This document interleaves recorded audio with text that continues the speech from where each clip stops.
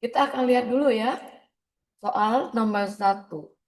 Yang diminta dalam hal ini adalah strategi jangka panjang yang paling tepat untuk menjaga keselamatan warga sekaligus melestarikan lingkungan. Nah, ini yang diinginkan di dalam teks tersebut. Kita lihat dulu persoalannya. Di sini yang dipersoalkan adalah laju abrasi yang tinggi. Mengapa? Dan menurunnya muka tanah akibat pengambilan air tanah berlebihan kalau dibiarkan selama 15 tahun. Di tengah ancaman kenaikan permukaan air laut global. Berarti ada dua hal yang dianalisis di sini. Kita lihat dulu teksnya ya.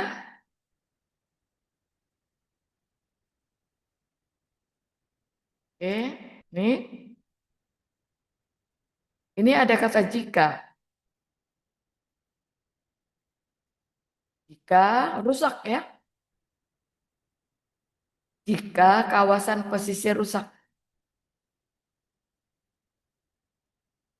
Tentu berhubungan dengan bakau, mangrove. Yang diinginkan di sini adalah laju abrasi yang tinggi dan penurunan muka laut.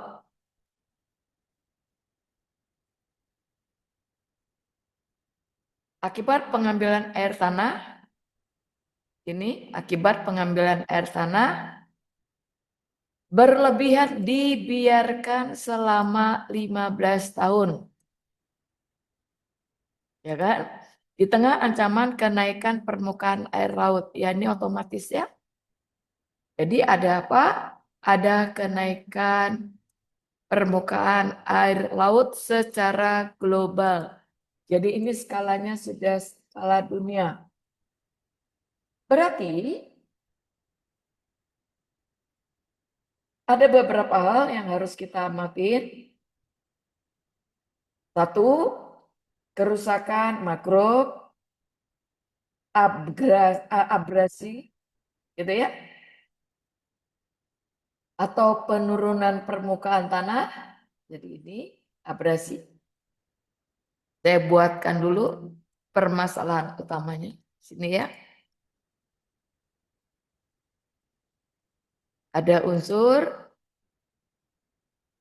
kerusakan makro, itu yang pertama. Dua, ada penurunan muka tanah atau abrasi. Dan yang ketiga, ada unsur kenaikan air laut. Ini aja. Abrasi paham ya? Tiga hal. Ada hutan bakau yang rusak. Yang kedua ada abrasi. Dan yang ketiga ada kenaikan air laut. Teks yang terakhir. Jadi apa yang mesti kita lakukan? Karena yang diinginkan adalah tindakan strategi jangka panjang. Jelas di sini yang diinginkan adalah tindakan jangka panjang. Ini tindakan jangka panjang untuk menjaga keselamatan warga. Ya, sekaligus melestarikan lingkungan. Itu penekanannya. Berarti jelas ya, ini harus dilakukan secara holistik. Holistik atau dikatakan holistik itu secara menyeluruh, ya, secara keseluruhan. Keseluruhan. Itu dulu yang kita pikirkan. Nah, karena dia sifatnya harus secara keseluruhan, yang paling aman itu pertama kita harus melakukan apa dulu? Lihat dulu ya. Ini saya uraikan dulu.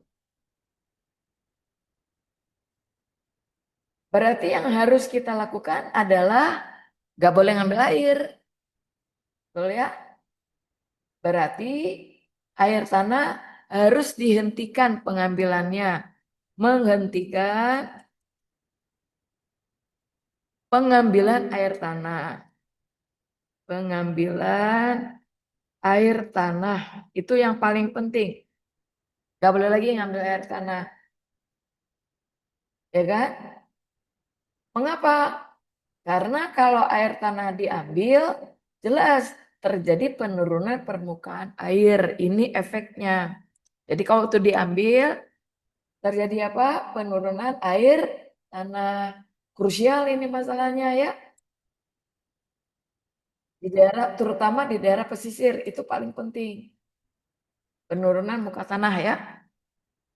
Jadi permukaan tanah menurun. Permukaan tanah menurun.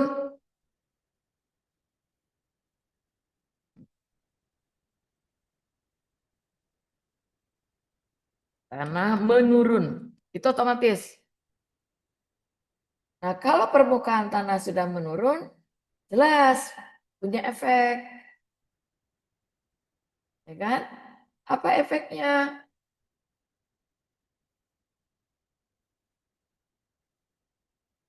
Efeknya apa? Pasti tenggelam. Gitu loh. Tenggelam. Ini efek kausalnya. Proses sebab akibatnya. Tuh, kedua kita harus melakukan apa?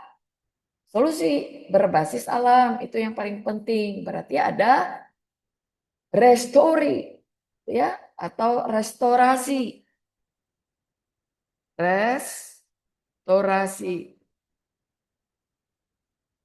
Jadi restorasi itu sangat penting.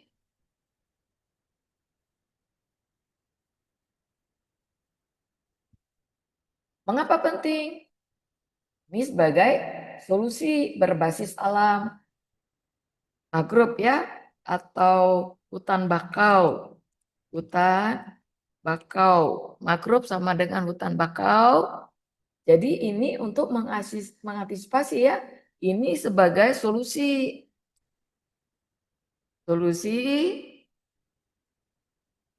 jelas berbasis alam, solusi yang paling aman. Basis alam ini nggak bisa kita hindarin. Jadi kita harus mengembalikan gitu ya fungsi sebagai pemecah gelombang.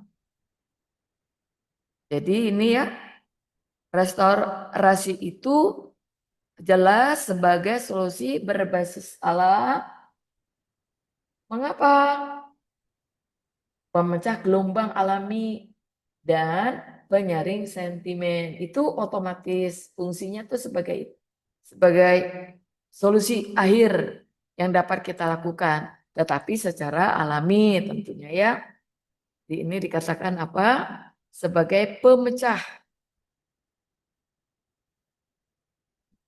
gelombang alami dan penyaring sedimen. Itu langkah kedua.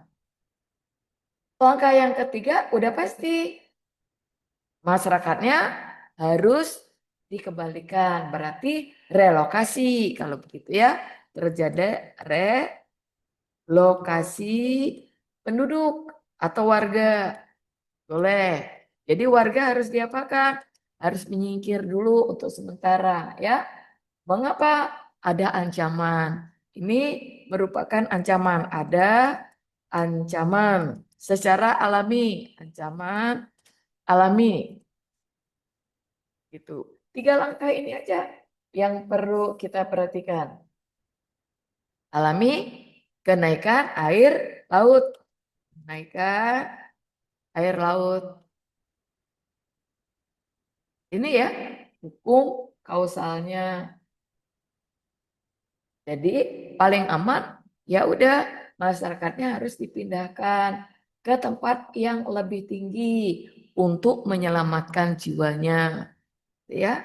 Jadi ini warga diamankan diamankan gitu ya ke tempat yang lebih tinggi gitu ya. Gitu aja. Logika sederhananya seperti itu. Untuk apa? Menyelamatkan jiwa di tempat tinggi agar menyelamatkan jiwa mereka. Menyelamatkan jiwa warga. Gitu deh. Ini rasional lah ya.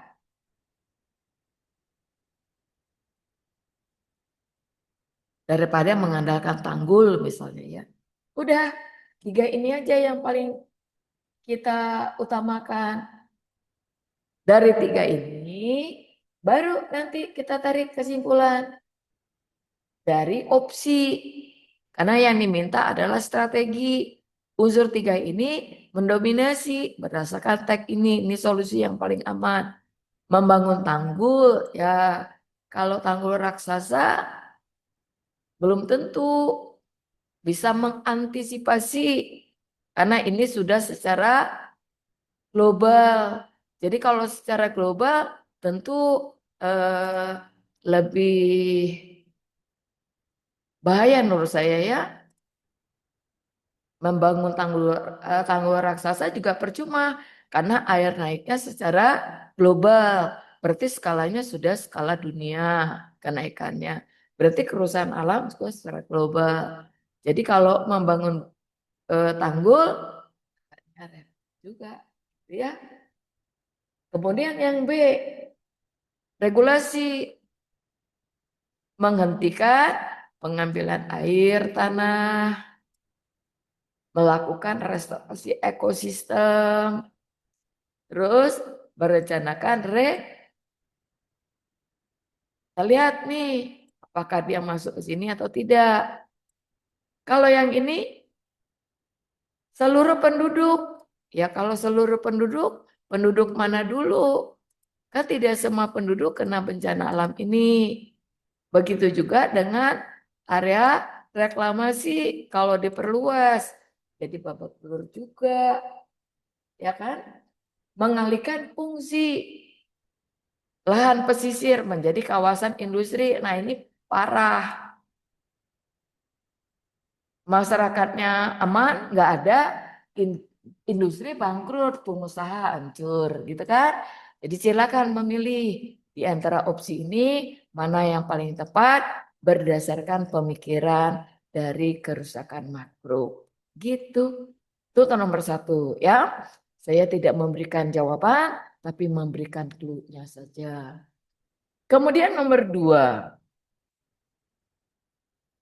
Nomor 2, yang diomongin apa di sini?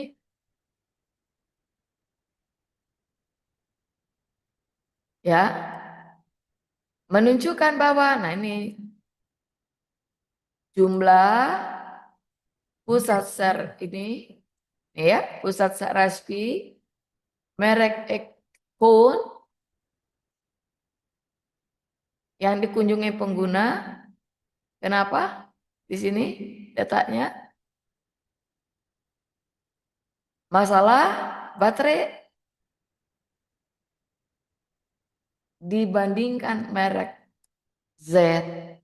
Udah, itu aja patokannya. Jadi kalau kita lihat orang itu banyak ekspon ini ya, jumlah servisnya. Jumlah ini dominan ya. Punya masalah baterai. Jadi yang punya masalah baterai itu ekspon dibandingkan Z. Berarti Z lebih baik. Nah sekarang kita lihat ya. Z positif, X negatif. Gitu mikirnya.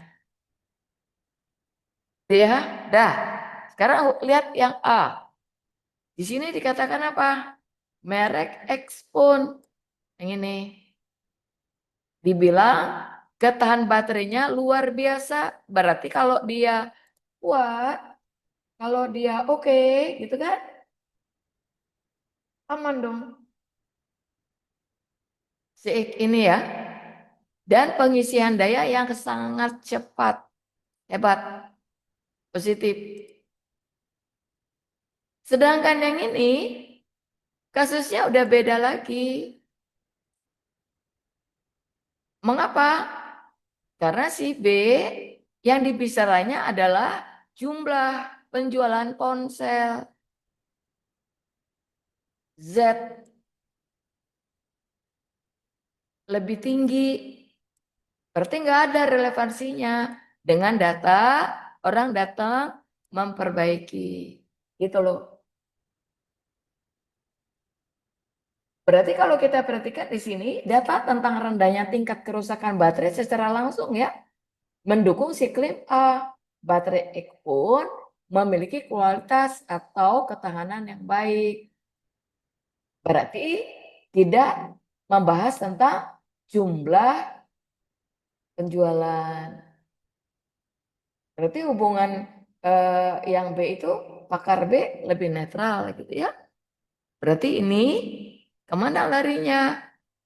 Memperkuat pernyataan yang B udah jelas. Nah, yang tiga ini ya. Yang tiga ini gimana?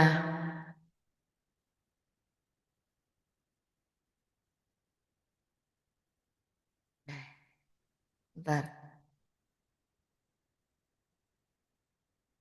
Nah, gitu ya. Balikan lagi dulu, bentar ya. Gini. Kan nggak ngomongin jumlah ya. Berarti unsur si B ini nggak masuk. Tinggal pilih di antara dua itu, gitu ya. Silakan memutuskan pilihan mau yang mana.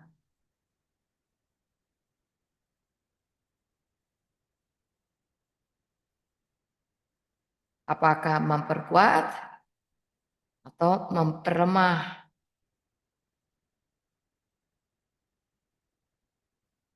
Terus masuk soal nomor berikutnya.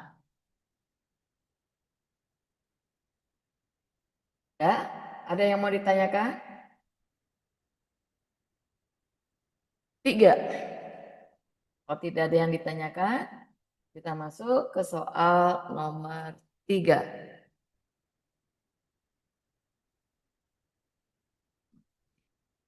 Ya, silakan kalau mau dibaca dulu, nggak apa-apa. Paling tepat berdasarkan evaluasi logis. Nih,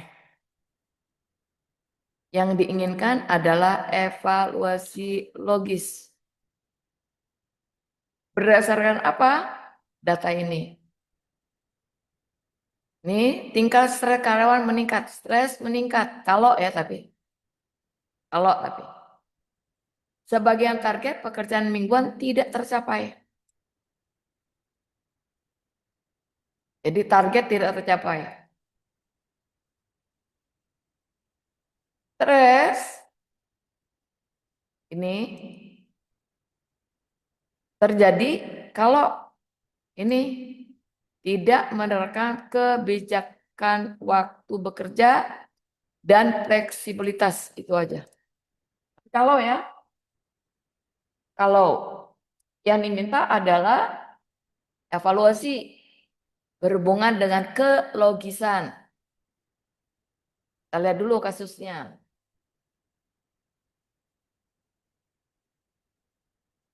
Kalau kita lihat B1 itu premis ya. Premis 1, kalau stres kan? Kalau stres. Nah, itu kalau stres kenapa? Meningkat sebagian tapi sebagian target tidak tercapai. Itu ya. Target tidak tercapai. Itu yang pertama. Jadi kalau kita lihat analisis teks ini lebih mengarah pada hubungan sebab akibat. Jadi ini hubungannya sebab akibat, sebab akibat. Kausal aja dulu, mikirnya kayak gitu. Jadi premis 1 bersyarat tuh. Kalau stres meningkat, berarti sebagian target tidak tercapai. Menurut si premis 1 tadi. Kalau kita lihat premis 2, di sana kan kalau manajemen tidak fleksibel, ya. Ini saya pakai bahasanya tidak formal ya, biar cepat ngetiknya.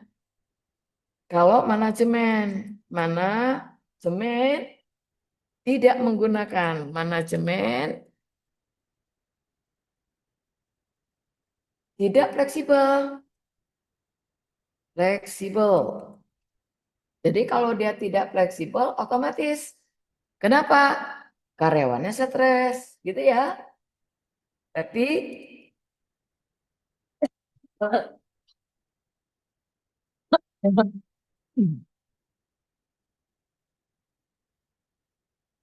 stres meningkat. Itu beres. Itu aja. Nah, yang diinginkan adalah menggabungkan dua ini. Jadi ini silogismenya. Silogisme jelas ya. Menggabungkan dari dua peristiwa. Jika kalau kita gabung di sini tidak fleksibel. Kalau tidak fleksibel berarti stres meningkat gitu kan? Tidak fleksibel. Di sini aja deh. Nih, Ibu ngambil datanya dari sini aja. Kalau dia tidak fleksibel, berarti stres meningkat, betul ya? Otomatis stresnya meningkat. Stres meningkat. Kausalnya begitu. Kita mengambil silogismenya. Kalau stres meningkat, tadi dikatakan apa? Sebagian target yang ingin dikerjakan itu tidak tercapai. Ya, berarti nih sebagian target tidak tercapai. Ini hubungan sebab akibatnya. Jadi kalau logisnya gimana nih? Kalau tidak diterapkan, jadi kacau ya. Betul nggak? Manajemen tidak menerapkan kebijakan fleksibel, sebagian target pasti tidak akan tercapai. Berarti kesimpulannya lebih mengarah kemana? Sebagian target mingguan tidak tercapai. Ini kita lihat A, tidak menerapkan. Salah dong, ada kata tidak. Berarti ini sudah nggak mungkin. Tidak menerapkan. Tidak fleksibel. Itu yang satu. Berarti kalau kita lihat logikanya terbalik ya. Terbalik ini logikanya.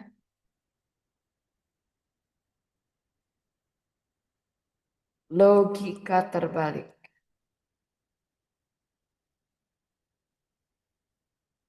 Itu yang untuk A. Yang B, jika sebagian target pekerjaan mingguan tidak tercapai, tingkat stres karyawan pasti sedang meningkat. Ini maka akibat.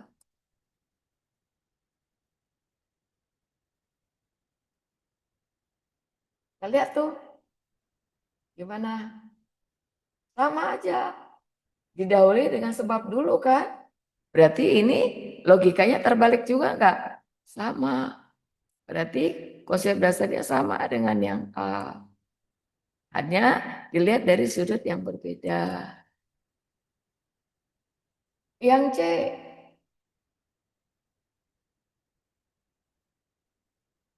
Di sini dikatakan tingkat stres ada kata tidak.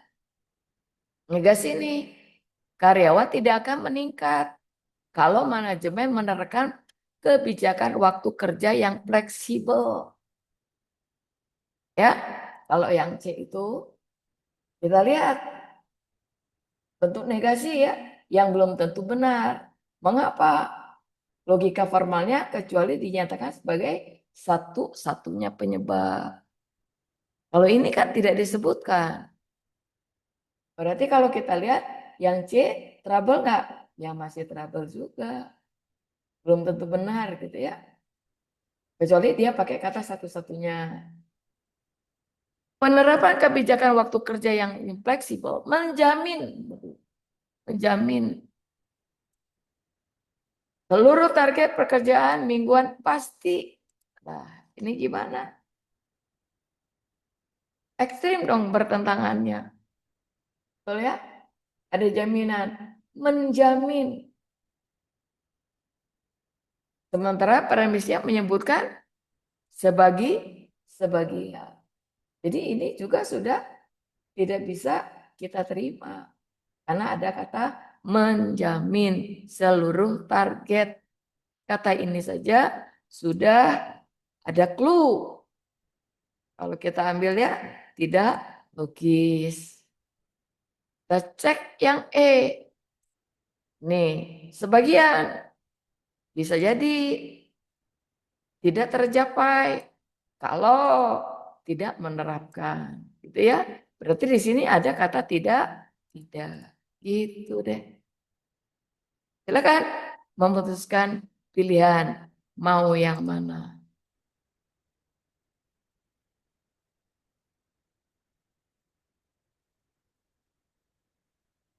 Oke, Ben terima kasih. Alasan B, logika terbalik. Jadi sebab, kita lihat lagi ya. Nah, jika sebagian target pekerjaan mingguan tidak tercapai gitu loh. Yang B ini. Mendahului sebab. Kan sebabnya dulu. Ini akibat enggak? Akibat dari stres kan? Ini kalau target pekerjaan mingguan tidak tercapai, maka tingkat stres karyawan pasti sedang meningkat. Ini ada kata pasti. Jadi kalau kita lihat logika terbalik itu konsekuennya mendahului sebab. Konsekuennya itu pekerjaannya nggak beres kan? Ya enggak?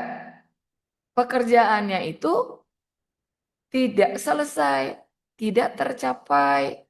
Mengapa tidak tercapai? Karena stres karyawannya. Jadi harusnya gimana? Karyawan stres, otomatis kan ini ada pola sebab akibatnya nih. Kalau stres, target tidak tercapai. Di B, target dulu yang dibicarakan. Baru akibat, maka tuh kan menyatakan akibat. Itu logika terbalik. Jadi konsekuensinya dulu yang diterima. Harusnya tidak. Jadi logika terbalik berdasarkan data itu maksudnya ya Ben. Jadi urutannya harus begini nih. Silogismenya tidak fleksibel, meningkatkan stres. Kan kalau misalnya kerjaannya terlalu, misalnya kita ambil contoh, terlambat 2 menit, potong gaji. Misalnya ya, ini misalnya saja. Terlambat 1 menit aja. Kalau terlambat 1 menit, terus karyawannya kena sanksi, otomatis dia stres. Berarti dia kalau pergi kerja, pergi ke kantor, buru-buru nggak? Buru-buru. Bisa jadi belum mandi, bisa jadi nggak makan, bisa jadi terjadi trouble di jalan, ada macet dan lain sebagainya. Kantor masuk jam 7. Misalnya dari rumah jam 6, kurang, jalan aman. Tapi kalau dia telat 5 menit aja dari jam 6, jalan udah macet. Nah itu udah pasti dia stres. Mengapa? Karena di kerjaannya terlalu ketat, gitu ya. Jadi kalau terlambat 1 menit, kalau kata saya kasih toleransi aja. Karena 1 menit itu kan tidak signifikan ya. Parkir motor aja udah berapa detik. Belum terjadi di jalan. Tapi dengan catatan kurang dari 3 menit bolehlah kita memberikan toleransi. Tapi kalau terlambatnya misalnya di atas 5 menit, 10 menit, itu tidak disiplin aja.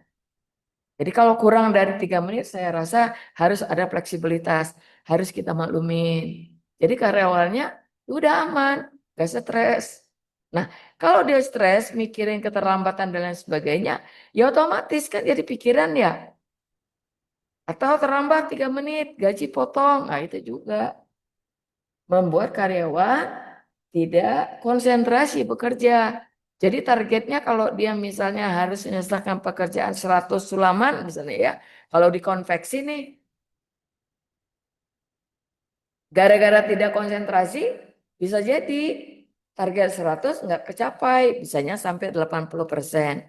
Itu efek tidak itu efek. Jadi terbalik polanya. Begitu Ben.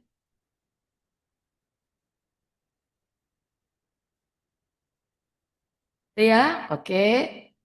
Sama-sama. Masuk lagi ke soal berikutnya.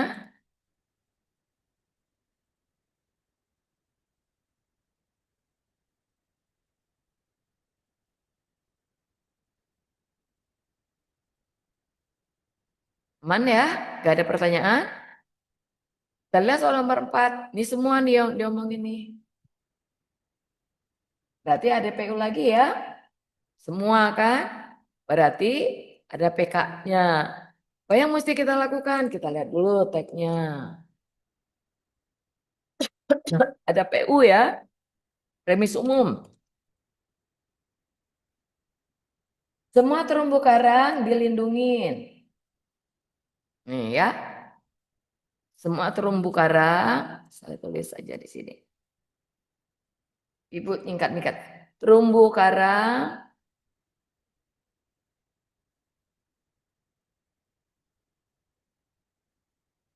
sorry. Semua terumbu karang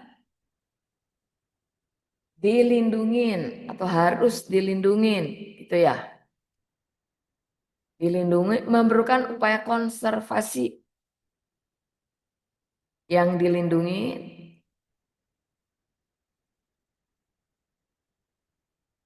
memerlukan konservasi.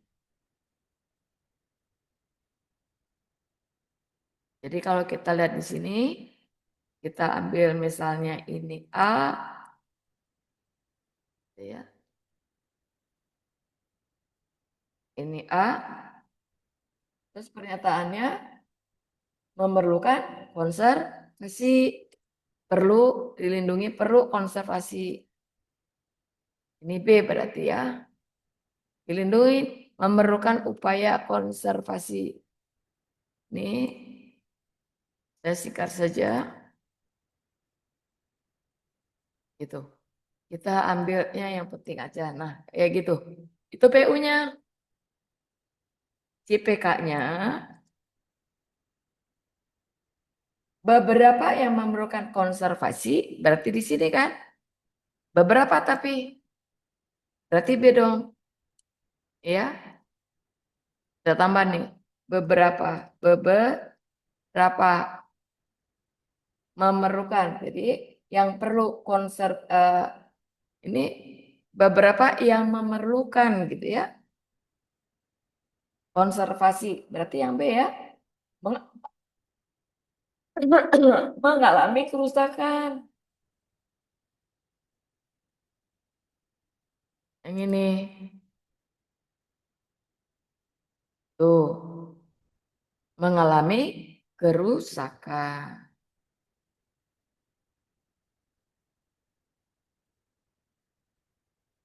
Kerusakan. Tuh, dah sampai di situ aja. Berarti rusak kasusnya lain lagi kan? Berarti ini C. Kelihatan perbedaannya? Kalau diibaratkan. Jadi kesimpulannya gimana? Jadi kalau kita lihat berdasarkan data di atas, bisa jadi kan? Karena semua A adalah B. Karena semua A adalah B. Dan beberapa B adalah C. Adalah C gitu ya konsepnya. Adalah C. Boleh pakai yang begitu, tinggal masukkan aja. Berarti hubungan antara A dan C harus bersifat khusus dong, karena sebagian gitu ya. Berarti hubungan apa? A dan C harus bersifat khusus. Ya, A dan C itu bersifat khusus. Bersifat khusus. Udah beres. Mengapa? Karena ada kata sebagian. Beres deh. Enggak. Berarti logikanya gimana? Karena seluruh anggota kelompok A itu beberapa anggotanya adalah B kan? Jadi gimana? Bisa bacanya? Kalau saya perkecil dengan cara seperti itu. Coba kita lihat satu-satu dulu. Sebagian jenis terumbu karang, sebagian di sini dikatakan,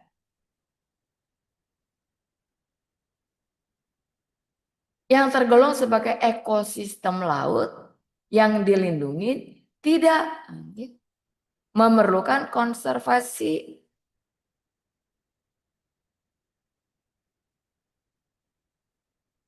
Berarti bertentangan enggak dengan premis 1? Bertentangan kan? Karena premis 1 itu sudah jelas bicaranya semua. Berarti ini boleh kita pilih bentuknya bertentangan. Dengan apa? Dengan premis 1 tadi. Karena premis 1-nya pakai kata semua.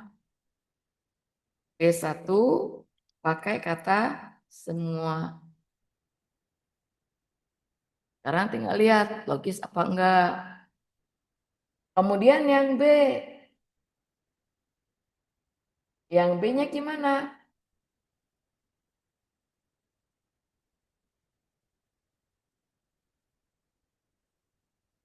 Baca yang B-nya. Sebagian jenis terumbu karang yang tidak tergolong sebagai, ini sudah ngomongin tidak tergolong ya.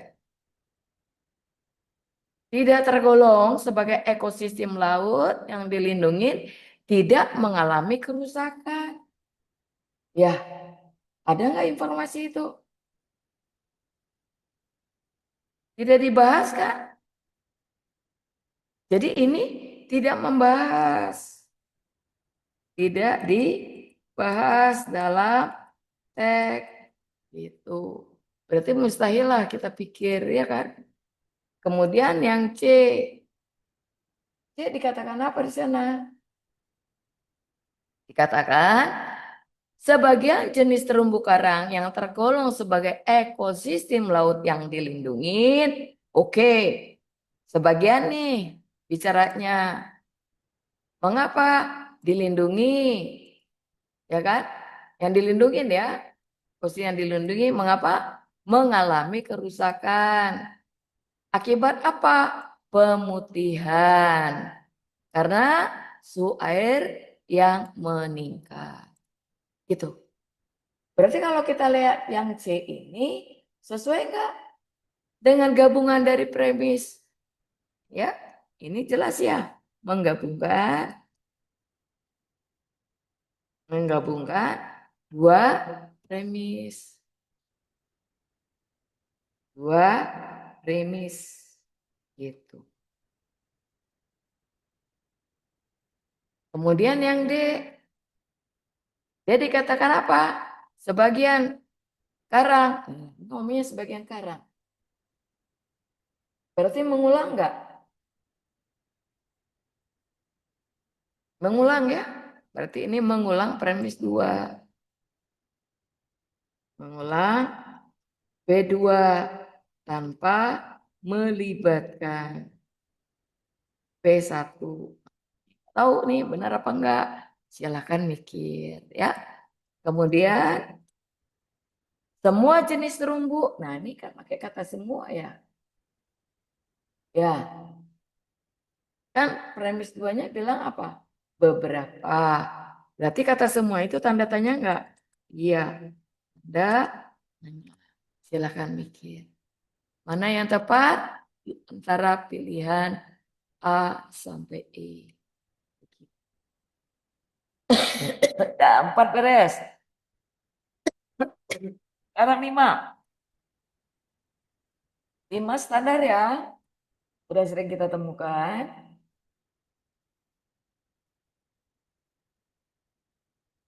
Produktivitas turun di sore hari karena penurunan glukosa. Itu ya.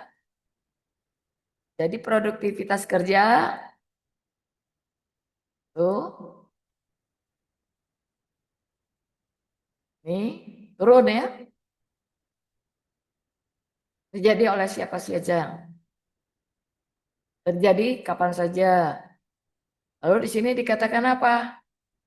Sering terjadi pada sore hari menjelang pulang kantor. Alasannya apa? Ngaruh. Turun setelah bekerja dari pagi. Udah, cuman itu aja. Jadi kalau kita lihat di sana pernyataannya ada 2 dong. Betul ya? Ada 2 kalau kita buat secara praktis pernyataannya. Nih, pertama glukosa, penurunan glukosa. Kedua, kelelahan kerja secara akumulatif tentunya ya. Yang diminta adalah memperlemah dan tidak memperlemah. Kita lihat dulu yang A, yang poin 1. Poin 1 di sana kan, di sana dikatakan apa? Akumulasi tugas yang menumpuk di pagi hari justru merupakan pemicu utama stres dibandingkan waktu sore.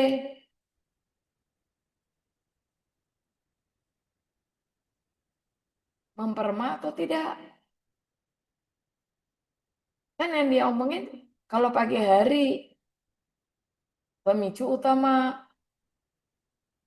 maka klaim sore hari adalah waktu yang paling sering terjadi penurunan produktivitas menjadi diragukan.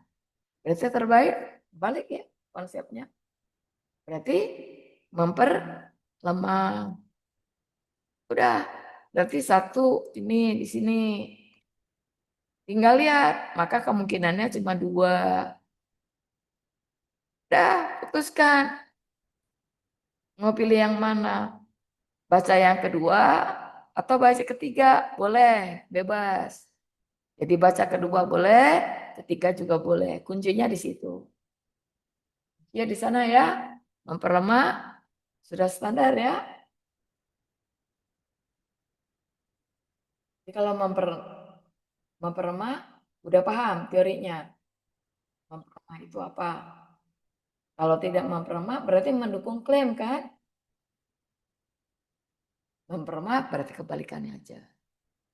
Tinggal 2 pilihannya, silakan menentukan mau yang mana. Logis menurut Ibu, ini gampang. Sudah saya bacakan sebab utama dari kasus ini. Kemudian nomor 6. Sampai nomor 5 dulu. Barangkali ada yang mau ditanyakan. Saya tunggu 1 menit kalau mau bertanya. Enggak. Nih, lihat yang 3-nya nih. Boleh nih. Tapi pilihannya sama ya?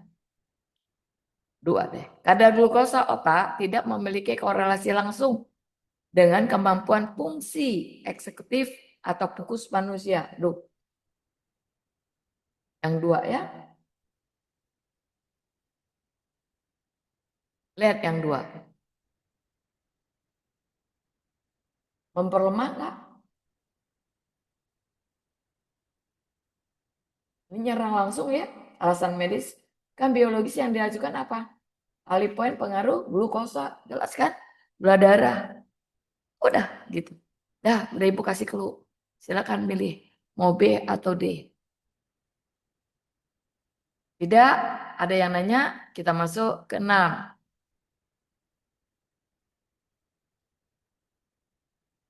6, di sini yang diminta paling mungkin benar nih, mungkin ya. Namanya juga mungkin. Berarti 80 sampai 90% benar. Namanya juga mungkin. Jadi ngomongin apa itu? 6 itu ngomongin komoditas segar. Berarti fluktuasi ya, harga tinggi karena sifatnya mudah rusak. Itu pernyataan dasarnya. Jadi saya tulis nih di bawah.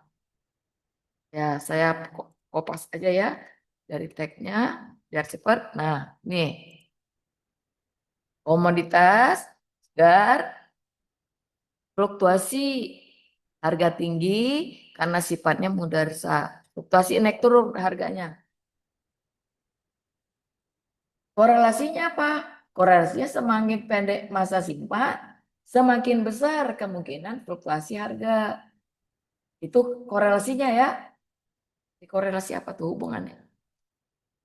Jadi kalau kita lihat di sini korelasi hubungan ya. Korelasinya sini semakin pendek masa simpan ya. Semakin besar kemungkinan fluktuasi harga naik turun karena masa pendek. Kalau nggak laku gimana? Berarti pola sebab akibatnya ya mudah kan? A menyebabkan B gitu loh. Berarti gimana tuh? Faktor A berkontribusi berkaitan dengan kejadian yang B. Jadi pernyataan sebab akibat yang paling mungkin ada di mana? Kita cek dulu yang A. Kan yang dibicarakan sebab akibat. Lihat konsepnya mendekatin benar ya. Lihat dulu yang A.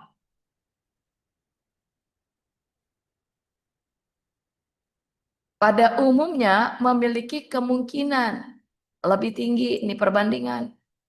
Ada kata perbandingan. Jadi kalau bila bicara soal perbandingan, ada nggak di tag? Kan tidak. Tag itu tidak menyebutkan perbandingan, baik secara eksplisit maupun implisit. Tidak ada bicara soal pangan olahan, gitu ya. Tidak ada perbandingan. Jadi ini sudah tidak mungkin. Nih, tidak ada perbandingan. Tidak ada perbandingan. Dengan apa? Dengan pangan olahan. Pangan olahan. Itu. Kan kita lihat yang B. B dibilang apa? Tingkat fluktuasi. Yang B dikatakan tingkat fluktuasi. Masuk akal sih sebetulnya ya. Kalau kita lihat ya dalam soal membandingkan dengan fase padat ya sebetulnya. Itu kan nggak rasional untuk yang A itu. Yang B ada nggak membahas detail mengenai barang yang tidak mudah rusak? Kan tidak dibicarakan. Nih, tidak mudah rusak. Emang nyinggung soal itu? Enggak dong. Berarti tidak bicara soal yang rusak. Tidak ada yang rusak. Gimana ya kalimatnya? Tidak membahas lah ya mengenai, tidak bahas barang rusak. Tidak bahas barang rusak. Gitu deh. Barang rusak. Kemudian yang C gimana tuh? Pendeknya masa simpanan ini ya yang dimiliki oleh komoditas pangan segar berkontribusi. Nah, nih, ikut campur ya. Pada besarnya kemungkinan fluktuasi harga. Jadi naik turunnya harga itu ada relevansinya dengan apa? Masa penyimpanan. Ini bolehlah dipikirkan. Ya, silahkan analisis yang C. Kemudian yang D, besarnya kemungkinan fluktuasi harga pada komoditas segar, pangan segar, pasti. Nah, ini ada kata pasti. Jawabannya, pertanyaannya mungkin ya. Kalau pasti mutlak enggak? Ya mutlak, 100% harus benar. Ya, coba pikirkan kata pasti. Lu ya, E-nya. E-nya di sini dikatakan apa? Dibahas nggak tentang teknologi, gitu kan? Teknologi pengawetan. Coba pikirin, apakah ngomongin teknologi pengawetan berrelevansi dengan apa? Dengan stabilitas ekonomi. Ini nyambung nggak itu? Itu aja. Jadi ini juga boleh pikir matang-matang apakah ada relevansi stabilitas ekonomi pasar yang berorientasi juga pada teknologi pengawetan. Coba analisis dengan baik. Jadi silakan berpikir tentang opsi yang baru saya bicarakan. Ya.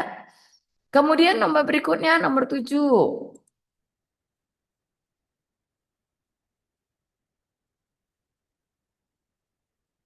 Nomor 7. Coba cek dulu yang dibicarakan 7 itu apa dulu. AI tujuannya apa? Yang diminta pasti salah kan? Ya udah kalau pasti salah nyimpang aja. Lari dari teks. Yang diomongin program transformasi digital. Mengapa? Mementingkan ya. Yang diminta tuh pasti salah tuh. Tujuan AI itu efisiensi kan? Dilihat dulu nih.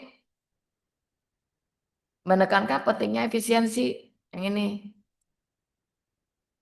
Dari sistem manual sistem analog gitu. Terus kelebihannya apa? Memangkas biaya produksi.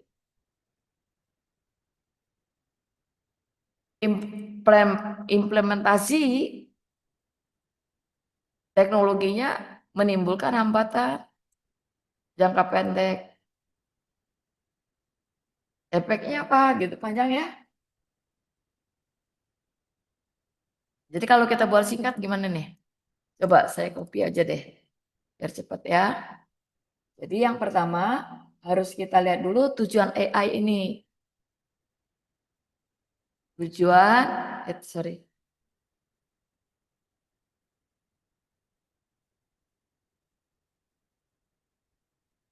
Tujuan AI. Apa tujuannya?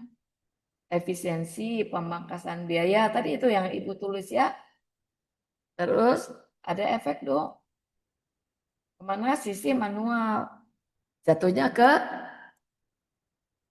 nah itu kan algoritma. Efeknya ke situ. Itu tujuan dulu, utamanya dulu. Lebihnya apa?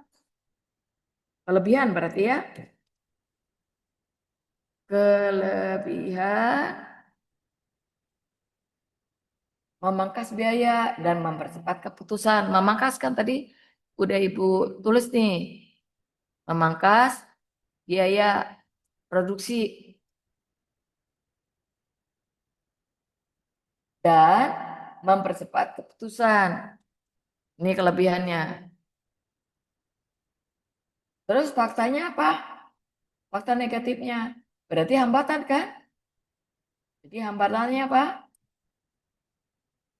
Ya, tiga ini aja yang dipikirin.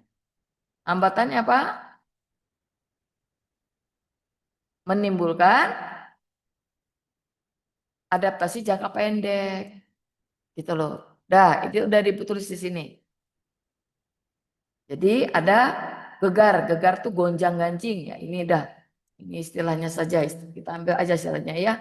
Gonjang-ganjing. Gegar itu gonjang-ganjing. Gosip. Bingung. Motivasi turun. Lalu ada kendala integrasi. Udah cuma itu aja yang dipersoalkan. Kan yang dimintanya yang salah. Jadi kalau kita lihat, yang salah yang mana? Yang salah kita lihat, implementasi AI dalam perusahaan dapat membantu, betul. Memangkas biaya tadi ada ya. Ini aman. B, dibilang apa? Transformasi digital. Mengapa? Dapat meningkatkan kemudian kerja kenyamanan operasional jangka pendek bagi karyawan. Gimana ceritanya? Ada nggak, Pe? Kan di sana dikatakan apa? Karyawan baru justru mengalami gonjang-ganjing kasus, mengalami gegar teknologi. Jadi dia bingung dengan teknologi. Otomatis dong, AI meningkatkan kemudahan atau kenyamanan dalam konteks jangka pendek. Kan begitu efeknya. Jadi ini boleh nggak dijadikan bahan pemikiran? Bolehlah, ya kan? Ya enggak? Karyawannya justru mengalami gegar teknologi kan? Jadi kalau dia mengalami gegar teknologi dibanding sama dengan menggunakan teknologi ini, jadi aman nggak? Ya jadi aman lah. Semua pekerjaan jadi mudah. Gitu. Berarti berlawanan dia ya. Ya enggak? Mendapat kemudahan atau mendapat kenyamanan jangka pendek. Otomatis lah. Jadi mudah ya. Kemudian yang ini mana? Yang C-nya gimana jadinya? Sesuai ya dengan kalimat pertama. Sesuai yang ini dengan premis pertama.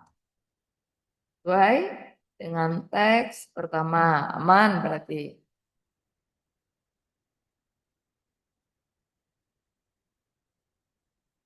Terus yang D, implementasi teknologi tidak hanya diperuntukkan. Ya, netral ya ini ya. Konteksnya netral. Netral ya. Tidak disebutkan AI hanya untuk yang susah, yang sudah ahli, bukan yang sudah pasti. Ya mutlak aja ya. Bukan sesuatu yang pasti salah, tidak selalu. Mereka untuk ahli. Kemudian yang E, efisiensi perusahaan. Mengapa? Akan jauh lebih optimal jika tidak mengalami kendala gegar teknologi saat masa transisi. Nah, kalau tidak ada hambatan, gitu ya, tentu saja transisi lebih optimal. Ini hanya opini sebetulnya ya, sejalanlah dengan semangat dari teks. Ini opini ya, tapi sesuai dengan teks. Sesuai dengan teks. Udah beres. Silakan memutuskan pilihan berdasarkan analisis yang tadi. Beres. 8. Paling mungkin. Asumsi. Argumen yang dianggap benar.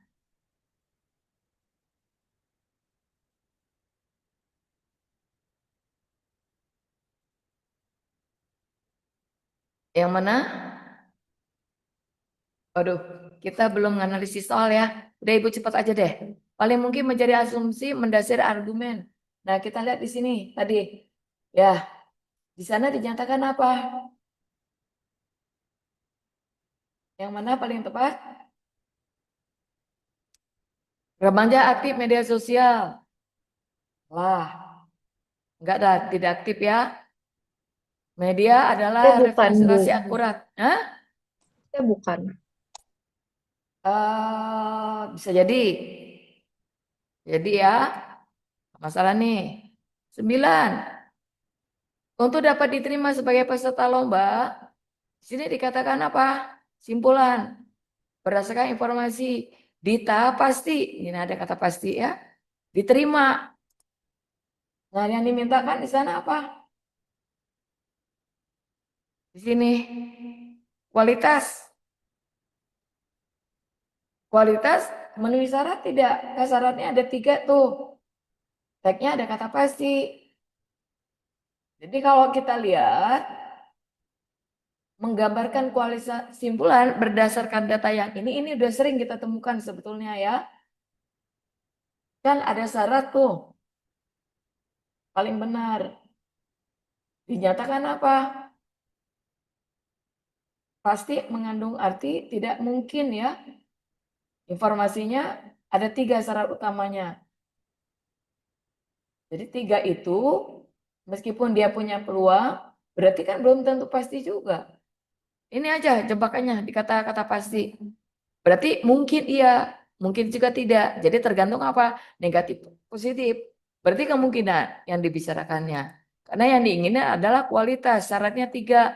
Lalu di opsinya itu sendiri ada kata pasti. Berarti mainnya adalah kata kemungkinan. Jadi kalau mungkin, ya 2. Bisa mungkin benar, mungkin salah. Jadi keputusannya memenuhi syarat tidak. Kalau memenuhi syarat, go ahead. Berarti benar gitu kan. Kemudian nomor 10. Paling mungkin benar. Nah, ini paling mungkin benar. Udah, kalau paling mungkin benar itu mendekatin. Berarti ya, kita lihat nih yang diomonginnya. Sama enggak? Selalu ramai dikunjungin. Kemudian yang A dikunjungin oleh lokal. Yang A nih dikunjungin. Kalau dia mengadakan ketika ya ada festival. Jadi kalau ada festival, pengunjungnya meningkat secara drastis. Jika ini ya, namun ada kata namun di sini kecil-kecilan siang hari ya udah. Kalau kecil-kecilan pengunjungnya kenapa? Tidak jauh berbeda pada hari biasa. Yang diminta paling mungkin. Berarti ngomongin apa? Festival kan? Berarti ini sudah nggak mungkin gitu loh. Festival masuk. Di sini jumlah pengunjung. Tidak spesifik bicara soal jumlah pengunjung. Kemudian pertunjukan seni kecil.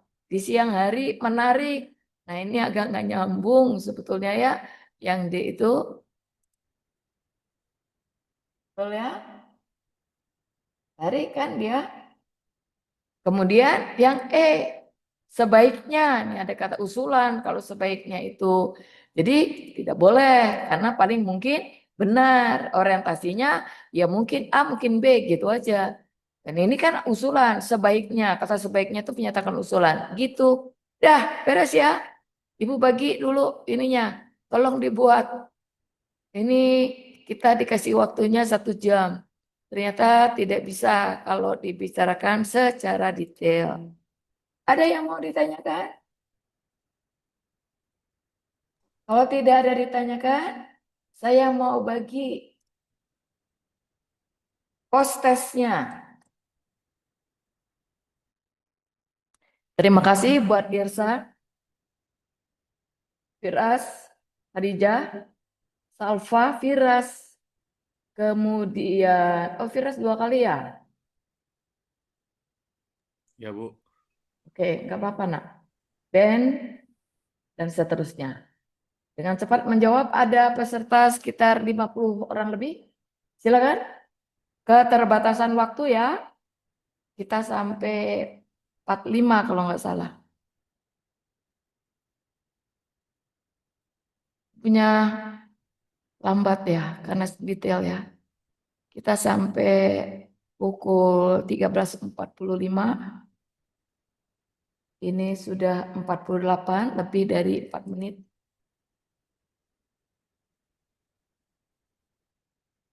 Terima kasih sudah bergabung dengan saya sampai dengan menit ini. Semoga apa yang Ibu sajikan tadi bermanfaat dan bisa diselesaikan dengan baik. Keterbatasan waktu, saya tidak bisa menjelaskan secara detail. Mohon maaf soal nomor 1, mengalami error, semua angka akan saya perbaiki. Saya bicarakan sama Ibu wali kelas masing-masing ya. Nanti supaya angkanya diangkat. Benar atau salah saya angkat menjadi poin 1, diangkat 1 poin. Kalau tidak ada persoalan, saya kira sampai di sini. Terima kasih. Selamat menanti berbuka puasa dan selamat beristirahat. Ibu pamit mundur.